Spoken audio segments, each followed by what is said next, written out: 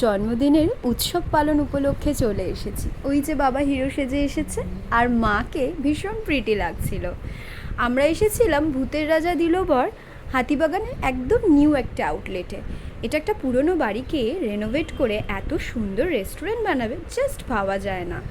নিচের ফ্লোরটা ছিল বাঁশবাগান, একটু অন্ধকার অ্যাম্বিয়েন্স, আর ওপরের ফ্লোরে ছিল শুন্ডির রাজার রাজত্ব, যেখানে আমরা এই অ্যাম্বিয়েন্সের অনুভূতি নিয়েছিলাম। ভীষণ আলোয় আলোকিত, আর ব্যাকগ্রাউন্ডে চলছিল গুপি গাইনের গান।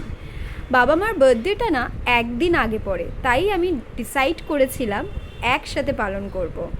এদের আশীর্বাদ থেকে শুরু করে জন্মদিন, আইবুড়ো ভাত, প্রত্যেকটির অ্যারেঞ্জমেন্ট এত সুন্দর, আমি না বলে বোঝাতে পারবো না। আপনারা ডেফিনেটলি একবার হলেও ট্রাই কিন্তু করবেন।